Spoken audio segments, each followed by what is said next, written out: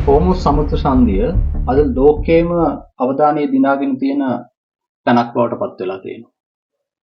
මේ පුංචි ස්ථානය ලෝකයේ පායමාර්ගික අසව්වක් බවට පත් වෙලා තියෙනවා. මම මෙතනදී පුංචි කියලා අදහස් කරේ භූමි ප්‍රමාණය. නමුත් ඒ ආයතනයක් විදිහට ගත්තොත් ඒ උපායමාර්ගික සංදිස්ථානයක් විදිහට ගත්තොත් ලෝකේ බලවත්ම තැනක් බවට පත් වෙලා තියෙනවා. ශ්‍රී ලංකාවේ ජනතාව විදිහට අපි අද මුහුණ දීලා තියෙන සුවිශාල ආර්ථික සමාජීය පීඩනයන්ට මූලික සංදිස්ථානයක් බවට පත් වෙලා තියෙන හෝමුස් සමුද්‍ර සංධිය. අපි විතරක් නෙවෙයි ලෝකේ සෑම අස්සක් මුල්ලක් නැරම හෝමුස් සමුද්‍ර සංධියේ බලපෑම අද දැනෙන්න පටන් ගන්නවා. විශේෂයෙන්ම මේ බලපෑම දැනෙන්න පටන් ගත්තේ ඉරානය විසින් හෝමුස් සමුද්‍ර සංධිය වසා දැමීමත් එක්කමයි. පහුගිය පෙබරවාරි 28 වෙනිදා ඇමරිකා එක්සත් ජනපදයේ සහ ඊශ්‍රායලය විසින් ඉරානයේ ආක්‍රමණය කිරීමත් සමගම ආරම්භ වුණු යුද්ධය නිසා තමන්ගේ රටේ ස්වෛරීභාවය ආරක්ෂා කර ගැනීම අරමුණු වෙනුවෙන් ඉරානය හෝමුස් සමුද්‍ර සංධිය වහලා දැම්මා. මෙහි බලපෑම කොතරම්ද කියනවා නම් මේ හෝමුස් සමුද්‍ර සංධිය විවෘත කර ගැනීම සඳහා හැමෝගෙම ප්‍රාර්ථනාව බවට පත් වෙලා තියෙනවා. ඒ නිසා තමයි මුළු ලෝකෙම ඇස් යොමු වෙලා තිබුණේ ඇමරිකා එක්සත් ජනපදයේ සහ ඉරානය අතර පවත්වන සාකච්ඡා මොන පැත්තකින් මොන විදිහකට අවසන් වෙයිද කියන තීරණය දිහා බලාගෙන හිටියේ. අත වශයෙන් මෙම සාකච්ඡා අවසන් වෙලා තියෙනවා. නමුත් කිසිදු තීරණයක් නැතුව ඒ කියන්නේ තවදුරටත් හෝමුස් සමුද්‍ර සංධිය වහලා තියෙනවා කියන එකයි. හෝමුස් සමුද්‍ර සංධිය කියලා කියන්නේ ජාත්‍යන්තර මුහුදු මාර්ගයක්. මේක ඉරානයට අයිති මුහුදු මාර්ගයක් නෙවෙයි. ජාත්‍යන්තර නිදහස් මුහුදු මාර්ගයක්. හෝමුස් ප්‍රදේශය ඉරානය සතුව තියෙන නිසා ඉරානයට පුළුවන් වෙලා තියෙනවා මේ ජාත්‍යන්තර මුහුදු මාර්ගයේ අවහිර කරන්න.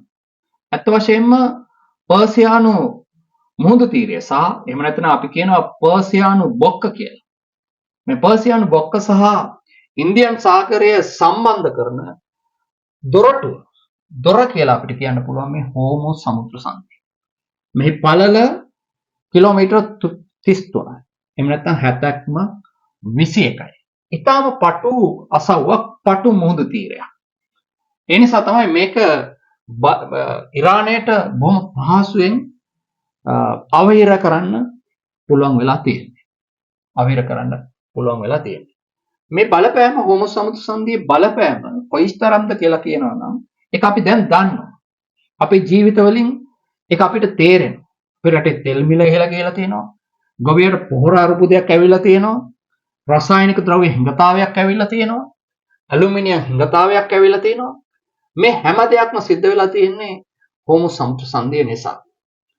මම චුට්ටක් හෝමුස් සමුද්‍ර සංධියේ මේ තියෙන බලපෑම තවත් විද්‍යාත්මකව සංඛ්‍යාත්මකව තහවුරු කර ගැනීම සඳහා ඔබට දත්ත කීපයක් ඉදිරිපත් කරන්න. හෝමුස් සමුද්‍ර සංධිය හරහා මේක වහලා දාන්න කලින් දවසකට බොරතෙල් බැරල් මිලියන 20ක් 21ක් අතර ප්‍රමාණයක් ප්‍රවාහණය වුණා. ඒ කියන්නේ ලෝක වෙළඳාමෙන් 120ක බොරතෙල් වෙළඳාමක් සිද්ධ වෙන්නේ මේ හෝමුස් සමුද්‍ර සංධිය හරහා. ලෝකයේ එතිලීන් රසායනික ද්‍රව්‍ය මේක ආහාරමය නිෂ්පාදන සඳහා පාවිච්චි කරන රසායනික මූලද්‍රව්‍යයක්. මේ එතිලීන් මූලද්‍රව්‍යයෙන් 40ක් ප්‍රවාහ වෙන්නේ හෝමුස් සමුද්‍ර සංධිය හරහා. ඒ වගේම ඇමෝනියා පොහොර නිෂ්පාදනයේ 60ක් ගලාගෙන යන්නේ හෝමුස් සමුද්‍ර සංධිය හරහා. ලෝක ඇලුමිනියම් නිෂ්පාදනයේ 25ක් ගලාගෙන යන්නේ හෝමුස් සමුද්‍ර සංධිය හරහා. අද මේ සියල්ල නතර වෙලා තියෙනවා යුද්ධය විසින්. විශේෂයෙන්ම ඉරානය හෝමුස් සමුද්‍ර සංධිය පාලනය කරන්න පටන් ගත්ත දවසේ ඉඳලා. මේ බලපෑම ඇත්ත වශයෙන්ම මේවා ගලාගෙන ආවේ පර්සියන් මුහුදු තීරයේ පිහිටලා තියෙන ඉරාකය, කටාර්, සෞදි අරාබිය, එක්සත් අරාබි එමිරාත්‍ය කියන රටවල් වලින් තමයි මේ විශාල මූලද්‍රව්‍ය ප්‍රමාණයක් ලෝකේ පුරා ආසියාවට සහ යුරෝපයට ලතින් ඇමරිකානු කලාපයේ රටවල් වලට ගලාගෙන. අද මේවා සියල්ලම හිර වෙලා තියෙනවා. අතරම 90%කටත් වැඩි ප්‍රමාණයක් මේක හිර වෙලා තියෙනවා. ඒ නිසා තමයි මෙතරම් බලපෑමක් ලෝකෙට දැනෙන්න පටන් ගන්න තියෙන්නේ. මේ හෝමෝ සමුද්‍ර සංධියේ බලවත්කම දැනුනේ මෙන්න මේ හේතුව නිසා. ඒ නිසායි මෙතරම් පීඩනයක් ලෝකෙට දැනিলা තියෙන්නේ. ලෝක තෙල් නිෂ්පාදනයෙන් 20ක් නතර වෙනවා කියනකොට, ලෝක පොහොර නිෂ්පාදනයෙන් 60ක් හිර වෙනවා කියනකොට, ලෝක ඇලුමිනියම් නිෂ්පාදනයෙන් 25ක් හිර වෙනවා කියනකොට, ලෝක එතිලීන් නිෂ්පාදනයෙන් 40ක් හිර වෙනවා කියනකොට, ඒක හැම ශේෂ්ත්‍රයකටම දැනিলা තියෙනවා. තෙල් වලට විතරක් නෙවෙයි, පොහොර වලට විතරක් නෙවෙයි, ඖෂධ වලට, වෙනත් රසායනික මූලද්‍රව්‍ය වලට මේ බලපෑම දැනෙලා තියෙනවා. ඒ නිසා අද කාගේ අවධානය යොමු වෙලා තියෙනවා හෝමෝ සමුද්‍ර සංධිය විවෘත වේවා යන ප්‍රාර්ථනාව දිහාට. නමුත් ප්‍රාර්ථනාවන් වලට ලෝකේ ගොඩක් දේවල් ප්‍රාර්ථනා විසින් ඉෂ්ට වෙන්නේ නැහැ. ඒවට ක්‍රියාමාර්ග අවශ්‍යයි. ඒවට මැදිහත් වීම අවශ්‍යයි. එන්නේ නිසා තමයි මේ සාකච්ඡා දිහාවට මේ මැදිහත් වීම, මේ ක්‍රියාමාර්ග අරගැනීම එක සම්දිස්ථානයක් තමයි සාකච්ඡා. ඒ නිසා තමයි ඇමරිකාව සහ ඉරානය අතර සාකච්ඡා දිහා ලෝක අවධානය යොමු වෙලා තියෙන්නේ. නමුත් ඒක එහෙම සිද්ධ වුණේ නැහැ. අනිත් පැත්තෙන් තව කාරණාවක් මෙතනදී අවධානයට යොමු කරන්න ඕන කමක් තියෙනවා. හෝමෝ සමුද්‍ර සංධිය වැසීමෙන් ආර්ථික, සමාජීය, සෞඛ්‍යමය අර්බුද විතරක් නෙවෙයි පැන නැගිලා තියෙන්නේ. ලෝකයේ බලරාමුවේ, බල සංවිතියේ ක්‍රමානුකූල වෙනස් වීමකටත් මේක මුල පුරලා තියෙනවද කියන කාරණාව අපිට දැනෙලා තියෙනවා. විශේෂයෙන්ම ඒ කාරණාව අපිට දැනෙන්නේ ඉරානය විසින් මේ වෙනකොට අරගෙන තියෙන තීරණයක් නිසා. ඉරානය හෝමෝ සමුද්‍ර සංධිය වහලා දැම්ම විතරක් නෙවෙයි, එය පාලනය කිරීම සඳහා මුදල් අය කිරීමේ කවුළුකුත් විවෘත කරලා තියෙනවා. අත වශයෙන්ම කලින් මේ ජාත්‍යන්තර මුහුදු තීරය කිලෝමීටර් 33ක් දක්වා පළල තිබුණාට දැන් ඒක කිලෝමීටර් 3ක් දක්වා, හැතැම්ම 2ක් විතර වගේ පට්ටු මුහුදු තීරයක් දක්වා සීමා වෙලා තියෙනවා. ඒකෙන් කොල්ලන්ට හිතා ගන්න පුළුවන් මේ සමුද්‍ර සංධිය කොයිතරම් දුරට ඉරානය විසින් හිර කරලා තියෙනවද කියන එක. හිර කරලා තියෙනවද? ඒ නිසා ඉරානයේ අවසරයේ තියෙන නාවික ගමනාගමනයට පමණයි මේක සීමා කරලා තියෙන්නේ. ඒ ගමනාගමනයට සීමා කරලා වුණත් ඉරානය විසින් මුදල් අය කිරීමේ කවුලක් විවෘත කරලා තියෙනවා. අතවශ්‍යම මේ මුදල් අය කිරීමේ කවුලුව තමයි කාගේ අවධානය යොමු වෙලා තියෙන අනෙක් කාරණා. හේතුව තමයි මේ මුදල් අය කිරීමේ කවුලුවට මුදල් ගෙවන්න කියන්නේ ඩොලර් වලින් ගෙවන්න එපා කියලා ඉරානය කියනවා. ඒ සඳහා උන් යෝජනා කරනවා එක්කෝ චීනයේ යුවාන්, රුසියාවේ රූබල්, එහෙම නැතිනම් අන්තර්ජාල මුදල් ඒකයක් වෙන ක්‍රිප්ටෝකරන්සි ආදී වෙනත් මුදල් ඒකක පාවිච්චි කරන්න කියලා ඉරානය විසින් යොමු කරලා තියෙනවා. මේ මුදල් ඩොලර් වලින් ගත්තොත් මිලියන ගණන් වෙන අය කරේ. ඒ නිසා සමහර තර්ක කරනවා මේ මුදල් කවුළුව විසින් ඩොලරයට තියෙන ආධිපත්‍ය ක්‍රමානුකූලව දෙකර හරිමින් තියෙනවා කියන්නේ. විශේෂයෙන්ම මේ පෙට්‍රෝ ඩොලර් වලට තියෙන ආධිපත්‍ය. මොකද්ද මේ පෙට්‍රෝ ඩොලර් කියලා කියන්නේ? පෙට්‍රෝ ඩොලර් කියලා කියන්නේ තෙල් වලදී මුදල් ගනුදෙනු කරන්නේ ඩොලර් වලින්, තෙල් වලදී මුදල් ගනුදෙනු කරන ඩොලර් වලට පෙට්‍රෝ ඩොලර් කියලා කියනවා. අතවශ්‍ය මේ පෙට්‍රෝ ඩොලර් කියන එක හඳුන්වලා දුන්නේ 1974 දී ඇමරිකාවේ හිටියා හෙන්රි කින්සිංගර් කියලා රාජ්‍ය ලේකම්වරයා. මේ රාජ්‍ය ලේකම්වරයා මැද පෙරදිග කලාපයේ රටවල් එක ගිවිසුමක් ගැහුවා 1974 දී. මේ ගිවිසුමෙන් කිව්වා ඕගොල්ලෝ තෙල් ගනුදෙන ඩොලර් වලින් කරන්න. අපි තෙල් ප්‍රවාහනය සඳහා ආරක්ෂාව සපයන්න කියලා 1974 ගිවිසුමකින් බැඳුණා. ඒ කාරණාවත් එක්ක තමයි මැද පෙරදිග කලාපයේම ඇමරිකන් කඳවුරු ගණනාවක් ස්ථාපිත වුණේ. ජාත්‍යන්තර මුහුදු තීරයේ ගමනාගමනයේ තෙල් ගමනාගමනයේදී ඇමරිකාව ආරක්ෂාව ලබලා දෙන්නේ. ඒ නිසා 1974 ඉඳලම තෙල් ගනුදෙනු සිද්ධ වුණේ ඩොලර් වලින්. තෙල් ගන්න ඩොලර් වලින් සිද්ධ වෙනකොට අපි ඒවට කියනවා පෙට්‍රෝ ඩොලර් කියලා. පෙට්‍රෝ ඩොලර් කියලා. ඒ නිසා ඇමරිකාවට පුළුවන්කම ලැබුණා ඩොලර් වලින් ලෝකේ පාලනය කරන්න. ඒ තෙල් සිද්ධ වෙන්නේ හැමෝටම තෙල් අවශ්‍යයි. ඒ තෙල් ගන්න කරන්න සිද්ධ වෙන්නේ ඩොලර් නිසා. ඒ නිසා හැම රටකටම බල කෙරුණා ඩොලර් උපයගන්න. ඩොලර් හම්බ කරගන්න. ඩොලර් ඉතිරි කරගන්න. මොකද තෙල් මිලදී ගැනීමට නම් ඩොලර් අවශ්‍ය නිසා.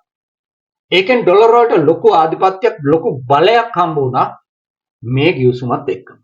නමුත් දැන් ඉරානය මොකද කරලා තියෙන්නේ? ඉරානය හෝමුස් සමුද්‍ර සංධිය හිර කරලා එතන මුදල් ගෙවීමේ කවුලුවක් ඕපන් කරලා ඔවුන් කියනවා අපිට ගෙවන්න ඩොලර් හැර වෙනත් මුදල් ඒකක වලින්. මේ ගෙවීම දිගටම සිද්ධ වුණත් අත් වශයෙන්ම ඩොලරයට විශේෂයෙන්ම පෙට්‍රෝ ඩොලරයට තියෙන ආධිපත්‍ය ගිලිහිලා යන්න පුළුවන්කම තියෙන දිය වෙලා යන්න පුළුවන්කමක් තියෙනවා. ඒකයි ලෝක අවධානය යොමු වෙලා තියෙන්නේ. පෙට්‍රෝ ඩොලරයට තියෙන ආධිපත්‍ය ගිලිහිලා යනවා කියලා කියන්නේ ක්‍රමානුකූලව ඩොලරයේ ආධිපත්‍ය ලෝකේ පුරා තියෙන ඇමරිකන් ආධිපත්‍ය දියවීමට මේක එක කාරණයක් බවට පත් වෙලා තියෙනවා. ඒ නිසා අත් වශයෙන්ම හෝමුස් සමුද්‍ර සංධිය වසා දැමීමේ ඉන්ධන හිරවීම, පොහොර හිරවීම පමණක් නෙවෙයි ලෝක රටාව වෙනස් කරන කාරණාවක් බවටත් පත් වෙලා තියෙනවා හෝමුස් සමුද්‍ර සංධිය. මේකයි අපේ අවධානය විශේෂම යොමු යුතු කාරණාවක් බවට පත් වෙලා තියෙන්නේ. අත් වශයෙන්ම අපි තවත් මේ කාරණාව තවදුරටත් අවධානය යොමු කරනවා නම් අපි දන්නවා ඇමරිකන් කඳවුරට එහෙම නැත්නම් බටහිර කඳවුරට එරෙහිව ඊට ප්‍රතිවිරුද්ධව අද ලෝකෙ පුරා විවිධ සංවිධාන විවිධ එකමුතුන් ගොඩනැගෙමින් තියෙනවා. සංඝායි කෝපරේෂන් කියන්නේ එවැනි සංඝායි සහයෝගිතා කියලා කියන්නේ එවැනි සංවිධාන ව්‍යුහයක්. ඒ වගේම තමයි බ්‍රික්ස් කියන සංවිධානයේ ව්‍යුහය. ඒකත් විශේෂයෙන්ම ලෝක අවධානය යොමු වෙලා තියෙන සංවිධාන ව්‍යුහයක් නැගීගෙන එන සංවිධානය. මේකේ චීනය, රුසියාව, ඉරානය මේකේ සමාජික රටවල් අතවශ්‍යම ගන්නවා. ඒ නිසා ඉරානය එක පැත්තකින් යුවන් වලින් එහෙම නැත්නම් රූබල් වලින් වෙනත් මුදල් එකකින් ගෙවීම් කරන්න නියම කරනවා කියනකොට මේක පිටිපස්සේ බ්‍රික්ස් සංවිධානයේ උමනාව තියනවාද කියන කාරණාවත් සැකයක් ඒ 7L වැටිලා තියනවාද කියන කාරණාවත් සමහරු මතු කරනවා. ඒක අසත්‍යයි කියලා කිසි කෙනෙකුට කියන්න පුළුවන් කමක් නැහැ අත වශයෙන්. ඒ නිසා හෝමුස් සමුද්‍ර සංධිය හිර කිරීම පිටිපස්සේ තියෙන තෙල් අරුබුදයක් විතරක් නෙවෙයි. ලෝක ආධිපත්‍යයට එරෙහිව විශාල ක්‍රියාමාර්ගයක් ක්‍රියාදාමිකුත් ආරම්භ වෙලා තියෙනවා කියන කාරණාව මේකේ පිටිපස්සේ තියෙනවා. අත වශයෙන්ම යුද්ධය එක පැත්තකින් කුරිරුයි එහෙම නැත්නම් ම්ලේච්ඡයි ඒකට අපි කවුරුත් කැමති නැහැ තමයි. නමුත් යුද්ධය අත වශයෙන්ම වසර ගණනාවක් තිස්සේ ක්‍රමානුකූලව සිද්ධ වෙන පරිවර්තනයන් ඉතා අඩු කාලයක් තුළදී එහෙම නැත්නම් ඉතා ශනිකව දවසෙන් දෙකකින් විශාල පරිවර්තනයන් සිද්ධ කරන සංසිද්ධියක් යථාර්ථයක්. ඒක අපි පිළිගන්නවා. ඒක තමයි මේ යුද්ධෙදිත් අපිට පේන්නේ. ඩොලරයේ ආධිපත්‍යයට ක්‍රමානුකූලව අභියෝග කරගෙන තිබුණු රටාවක් අද එකවරම සති 6ක් තුළදී ඩොලරයේ ආධිපත්‍යයට අභියෝග කරමින් තියෙනවා. විශේෂයෙන්ම මේක කාරණාව තමයි සාම සාකච්ඡා එහෙම නැත්නම් මේ ඉරානය සහ ඇමරිකාව අතර සාකච්ඡා බිඳ වැටුණත් ඉරානය හෝමුස් සමුද්‍ර සංධිය අතහරින්න සූදානමක් නැහැ. ඔවුන් දැනටත් කියනවා දිගින් දිගටම කිව්වා හෝමුස් සමුද්‍ර සංධිය යලි කිසි දවසක පෙර තිබුණු තත්වයට එන්නේ නැහැ කියන එක අවධාරණය කරලා තියෙනවා හැම වෙලාවකම. හෝමුස් සමුද්‍ර සංධිය දිගටම පාලනය කිරීමේ උවමනාවෙන් ඉරානය ඉන්නවා කියන එකයි එකෙන් අදහස් වෙන්නේ. එයින් අදහස් වෙන්නේ දිගටම ඉරානයේ ගෙවීම් කවුරුවට ඩොලර් හැර වෙනත් මුදල් ඒකක වලින් ගෙවන්න සිද්ධ වෙනවා කියන එකයි. ඒ නිසා හෝමුස් සමුද්‍ර සංධිය අපිට විවෘතව කතා නොකරන විශාල වෙනස්කම් ගණනාවකට මුල පුරලා තියෙනවා කියන එකයි මේන් අදහස් වෙන්නේ.